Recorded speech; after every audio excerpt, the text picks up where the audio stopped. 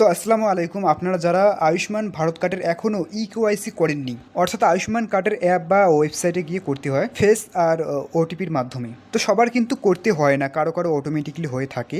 যেমন আমার ফ্যামিলির চারজনের মধ্যে তিনজনের অটোমেটিকলি হয়ে গিয়েছিল। তো আপনারা যদি করতে পারেন তাহলে মোবাইলের প্রসেসটা দেখে নিন, এইভাবে করে নেবেন।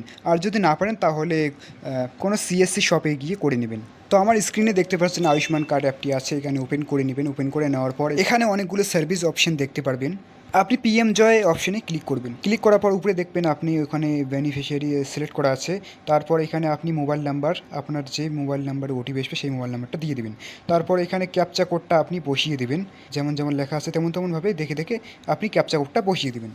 বসিয়ে দেওয়ার পর ভেরিফাই অপশনে ক্লিক করবেন। এখানে প্রসেস হবে। প্রসেস হওয়ার পর আপনার মোবাইল ফোনে ওই নাম্বারে একটা ওটিপি যাবে।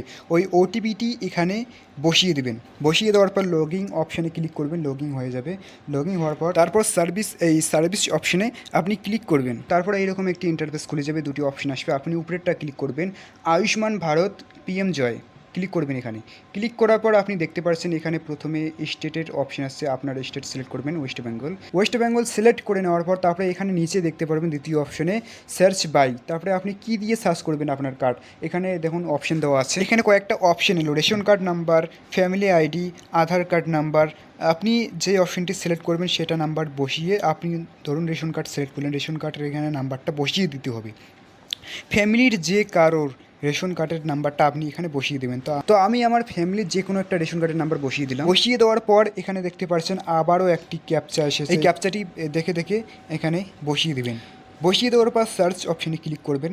সার্চ অপশনে ক্লিক করার পর সাথে সাথে আপনার কার্ডগুলোর স্ট্যাটাস চলে আসবে সবার।